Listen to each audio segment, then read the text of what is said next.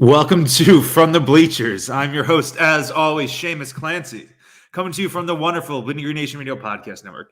Now, I feel like every pod this season has gone kind of increasingly off the rails because of how poorly the team's doing. And looking at the upcoming schedule, and that's going to be the focus today. I'm recording this early Thursday morning, getting after it. We'll actually have two pods recorded today. I'll have this and the great odds and end zones with my boy Zoe coming up later. I think that one will probably be dropping Thursday, and then mine maybe Friday. Not sure, but if you like From the Bleachers, you'll definitely like odds and end zones more because I'll probably get annoying after a little bit, and then Zoe's there to balance me out because he's much cooler than I am. But did my whole pod last week trying to amp myself up for Dallas week, even though the Eagles were facing mounting injuries. I didn't know what the vibe check was. The Eagles go down there, just get decimated. And that really was, putting all the playoff losses aside, because the Eagles have had infamous playoff losses during my lifetime, during the 21st century, even going before everything that happened the last century. And that's up there as one of the worst Eagles losses I've ever seen. It's circumstantial. Just a week 3 loss that's by 20 points isn't necessarily on its own a merit for that conversation. But when you get the opponent, the Cowboys, the way I've talked about the Cowboys all last week, the way the radio's talked about the Cowboys all last week, how the Eagles fans themselves get amped up for Dallas week, that stings. The fact that it's game 3 for the Jalen Hurts / Nick Sirianni era, they performed super duper well in week 1, kind of crashed back down to earth in week 2, and then they both Jalen and Nick had their worst performances of their young careers this past week. And because it's Dallas, because that was a chance to go in first place in division, and in a weird way, that one loss seems to have completely changed the trajectory and the narrative around this Eagles season. And I can't blame people, whether it's myself or other media members or fans, for thinking that. It was a monumental pivot point in this season because going up 2-1, you're in the division lead. The Eagles don't play another divisional game until November 28th. That was their one divisional game. That was their chance to go up in the division before they had this gauntlet stretch. And I don't even know if it's going to really matter what their division record is at the end of the year because of how poorly they could fare. And I think there could be some wins in this stretch, but it's going to be tough. And I don't know. The Dallas loss sucks so bad, man. It sucks so bad. Had a great time, though. We were down at Pistolas del Sur in South Philadelphia, brought in past Shunk. Love the people there. Shout out to Casey Parker, everyone out there who helped us put that together. Had a good showing there with Eagles fans. Had some of my Twitter buddies. BLG was there, obviously, doing some blogging and reporting. And it was a really nice time, though. Obviously, the game didn't really go the way we wanted to. It was nice to kind of drown our sorrows out with some cold ones. Ate a bunch of those fried plantains that I like to get from there. Those were awesome, and had some buffalo cauliflower bites too. And then I was crushing this Captain Lawrence beer lager. I don't know. I'm not really into the names and that type of stuff, but kind of a classic light beer, I think, and it was pretty good.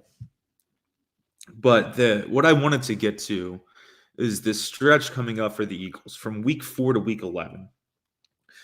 Week 12, the Eagles play the Giants. That's the November 28th game. That's when the schedule kind of flips, and they have 5 divisional games left, 2 against Washington, 2 against New York, 1 against Dallas in week 18. So they already played Dallas once.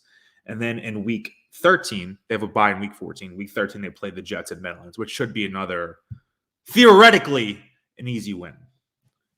But these next games come on. How many got here? 1, 2, 3, 4, 5, 6, 7, 8. 8 games right here. It's kind of brutal. When I was in high school, there was a Spider-Man storyline running an Amazing Spider-Man called The Gauntlet. And essentially all these villains were teaming up, and they were just kind of crushing Peter Parker week after week in the comics, whether it was the Lizard or Electro or the Rhino or the Green Goblin, all these people just going after Peter and Peter like crazy, trying to absolutely break him before Kraven the Hunter came to take him down for good. Obviously didn't happen. Let's run through this. So the Eagles are at 1-2. Could have been at 2-0. Didn't deserve to win the Dallas game in the slightest. So Could have been 2-0 after that 49ers game. They could have won that. Could have, should have, would have. Definitely had no chance to win that Dallas game. So here we go. We've got week 4.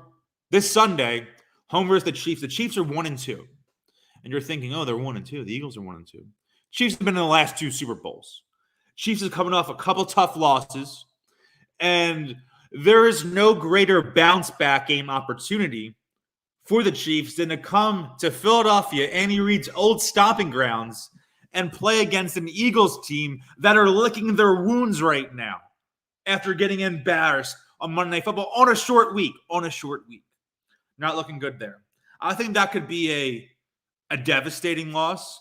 I haven't felt this poorly for an Eagles game since week 4 last year, which was when the Eagles went to San Francisco for Sunday Night Football, and they actually beat the 49ers. I thought they were going to get smoked that game. They were playing against the team that had lost the Super Bowl the year prior, much like the Chiefs have last year.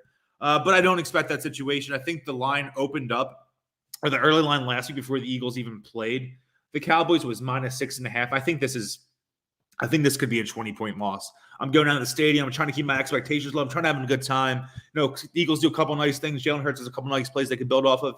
That's fine. I'm not a moral victory guy, but you have to take any positives you can get out of that Chiefs game because they just seem to be so overmatched. And because I'm complaining and so nervous, that means they're probably going to win, right? So we have that Chiefs game. Not looking good. I think back to also the Eagles played the Bucs at the Link in 2015, and they lost 45-17. Doug Martin, muscle hamster himself, had like 235 or so rushing yards, something crazy like that. And they just got demolished. And I think a similar situation presented itself on Sunday. Again, because I'm saying this, they'll probably win. Week 5. And before this season, I'm looking at this week 5 game. I'm saying, well, that's a guaranteed win. Eagles are going down to Carolina to play the Panthers. Panthers are 3-0 right now. Have they played a bunch of great teams? No, but they are 3-0, and the Eagles are 1-2. Sam Darnold looks good. Matt Rule's a great head coach. Joe Brady, awesome play caller. They got tons of skill position players. Yes.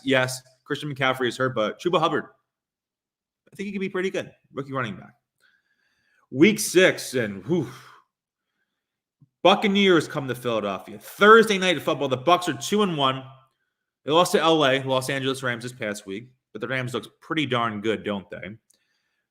The greatest player of all time comes to Philadelphia. I've actually never seen Tom Brady play in person before. Maybe in like a preseason game, but never in the regular season. The Eagles played the Patriots in 2019 in Philly, but I wasn't in Philly for that game. I had a wedding down in Florida, so I missed that game in person. So I've never seen Brady in person. I've never seen Mahomes in person either. So going these next 2 games, I'm going to see literally the 2 GOATs. And the Eagles will probably lose by combined 47 points in those 2 games. But it'd be nice to tell my kids or my nephews. I don't have any. Why would I say nephews? I don't have any brothers or sisters, and neither does Ashley. So why would I say that? I don't know. Big Mike's kids. I'll call them. I'll say I'm their uncle. Whatever. And that game looks like it could be a bloodbath too. We've seen the Buccaneers, as I said, in 2015 came here and smacked the Eagles. Obviously, a completely different team.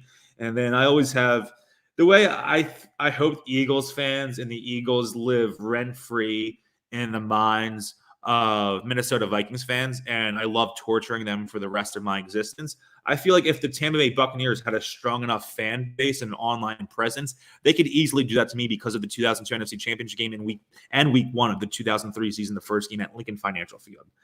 It's not going to be a good one, that game. Thursday Night Football. Prime time. Maybe the Eagles go with their all-black uniform look that game. I could see that happening. But, Brady, that offense, that defense, not looking good. Week 7. The Eagles having some extra rest because they're coming off a Thursday night game. They go to Las Vegas to play the Raiders. The Raiders, again, a game earlier before the season started, I might have said that's a pretty winnable game. The Raiders are 3-0 right now. John Gruden, looking like a good coach right now. I'm not sure about the 10-year contract that he got, but looking okay right now. And the Eagles conceivably could drop these next 3 games. Kansas City, Carolina, and Tampa Bay. I bet they win at least one. Whether that's the Carolina game that seems more winnable, or they just pull something out of their butts and they win one of these Chiefs-Bucks games. Could happen, probably not, but I see them being 2-4 somehow, some way in this stretch.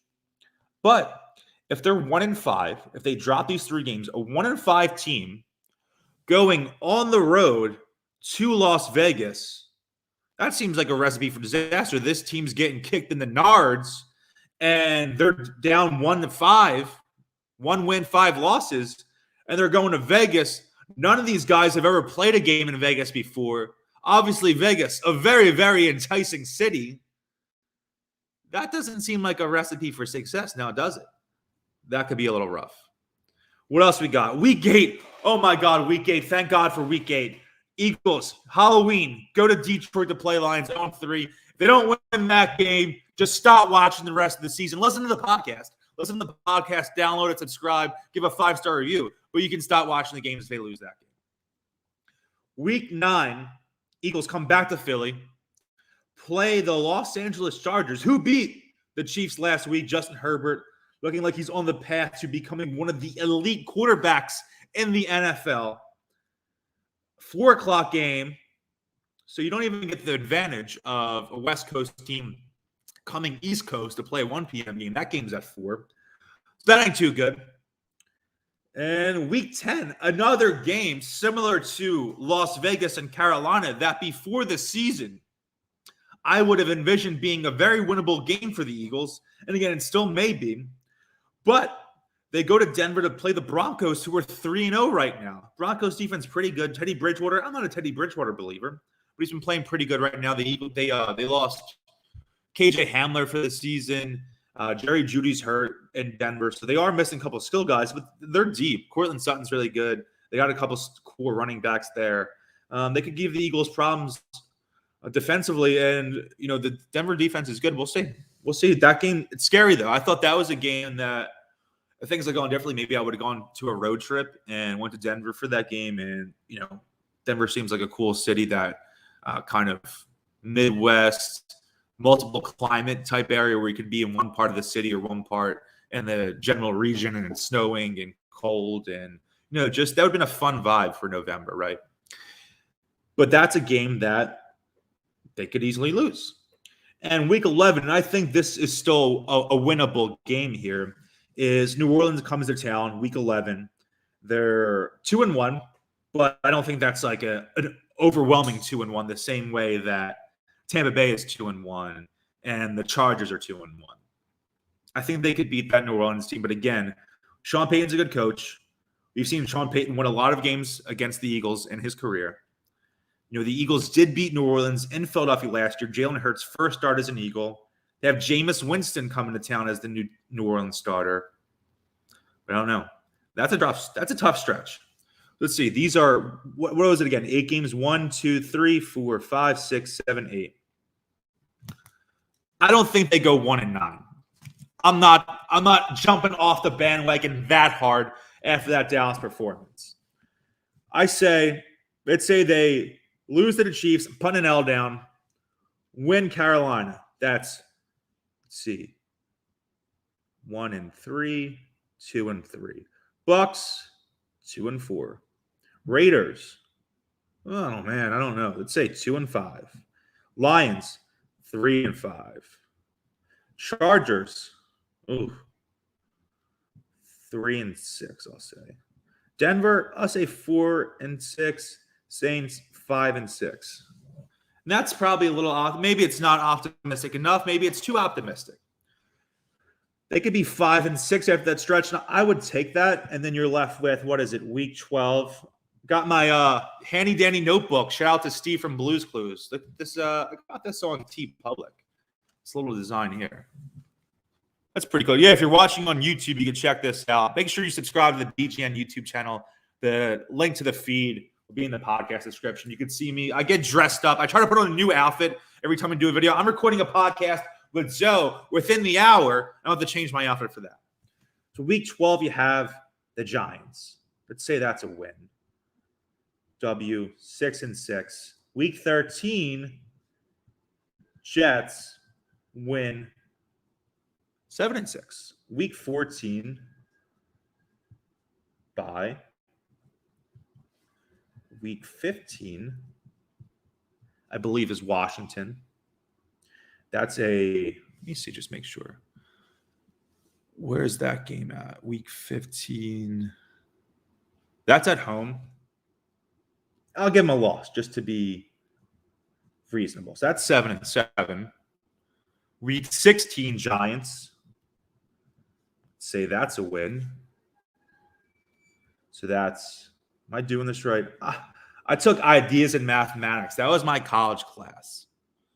I took it in my 5th semester. Obviously, wasn't much of a science guy. I did my final paper. Coincidentally enough, this is in the fall of 2017. You got to write about the final for the math class was to write a paper about anything, literally anything related to math. And I wrote about Daryl Morey and basketball analytics. And look at where he's at now. He's in Philadelphia, and I'm wearing my Sixers shirt. Look at that. So I think my math's right here. So that's week 16, the Giants in Philly.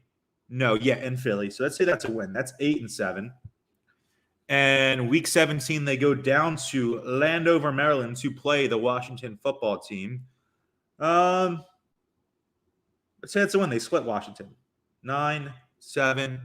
Week 18, Cowboys say they either win or lose. That would leave them at 10-7 or 9-8. And if you want to be pessimistic, you could probably knock off one of these wins against Denver or New Orleans, and that still puts you in the 9-8 range. Maybe not as bad as I initially thought, but that's if they're coming out of that stretch the next 8 weeks, 5-6, I think that's about as good as you could hope for. I think it could be 4-7. I think it can unfortunately be 3-8 too. But if they're able to survive, tread water, and maybe Nick Sirianni gets together. He was a disaster, and I think he's problem number one with the Eagles right now. I know not every problem is the coach. I mean, just from an on-field perspective, obviously there's roster construction problems, and that starts at the top with Howie Roseman. But from an on-field perspective, the guy's been great. Jalen played great week 1, okay week 2, terrible week 3. Time to work out the kinks. Maybe that's not the Chiefs game, but we'll see. Not impossible for them to still have a winning record, I don't think. And I didn't expect this podcast to go as optimistic as it has been, but it is what it is. And I don't know. What do you guys think? This podcast is even live. Why am I asking what you guys think? Oh, I don't know. I'm trying to keep my expectations low. And this wasn't an exercise to be like, oh, the season's still not over or anything. You can feel however you want to. If your expectations were low going into this year and you think the team might suck, you're fine rolling with that. Maybe it's a team that only wins 5 or 6 games. But they're able to get through this brutal stretch, this gauntlet of a stretch, with any semblance of stability or looking good on either side of the ball, specifically offensively, because we've seen the defense play well 2 games, though they got absolutely thrashed against Dallas, specifically on the ground. I wish the schedule was more even. I wish we had some of these divisional games mixed in, and it wasn't just you did all the terrible, hard stuff first, and by the end of the year, you're just like, okay, we could be 3-8, and these are actually the winnable games. It reminds me of the Eagles in 2011, the Dream Team season. They went 4-8 to start the year, and they finished 8-8. You're thinking, oh, they were probably in the mix until the end of the year. No, they weren't, because they started off so poorly. And the same could be said for this Eagles team, where this stretch is brutal, brutal, brutal. And even if they pick up some wins on the backside, it might not be enough because they could be too far out of the playoff picture before that even happens. Again, they're in one of the worst divisions in the league. I think Dallas is pretty good. It looks like I think you'd have to say they're division favorites right now. They are in first place. They beat the crap out of the Eagles. And we don't know what to make of Washington. I don't know. Is their defense still good? And there is still the Giants, too. I think that's 6 wins right there for the other 3 teams in the division, right? But I don't know, man. Hopefully they make Sunday entertaining. I don't know. I'm not expecting it. Again, I don't know what the line is right now on odds and end zones. We'll definitely talk about the line and stuff like that. I could see a situation where you take an alternate spread. Say the spread is like 8.5, 9.5. I'd take it at 12.5 if I could alternate spread and get some better odds there. What do I know, though? That's probably it for me. I will have more Eagles talk later today. This is a good one just to kind of go over the schedule and kind of vocalize our issues with the Dallas game and how the Eagles don't have an identity right now offensively. And on a short week against Kansas City isn't really the time to figure that one out. But we'll see. Yeah, that loss stung. That loss stung. Probably, again, one of my worst as an Eagles fan for regular season only. But yeah, we'll wrap up here. We'll have odds and end zones later today. I'm probably going to drop this, or I should say our fantastic producer, Rachel, on Friday. Might have odds and end zones out later today. But listen to both. Again, subscribe, leave a review, whatever on your podcast platform of choice. And, of course, be sure to subscribe to the BGN YouTube channel. The link to the feed will be in this podcast description. That's it for me. Hopefully, Sunday isn't a complete disaster for the Eagles. Maybe by God's grace or anything in the world, if the Eagles win this game, I don't know what I'm doing. I was trying to think of a crazy bet I could do. I'm not going to dye my hair blonde or something like that. But we'll see. If I think of something, I'll tweet it out. So be sure to follow me on Twitter too, @Shamus_Clancy. Again, hopefully it's not a disaster this weekend. And I'll say to you all, as always, keep bleeding green.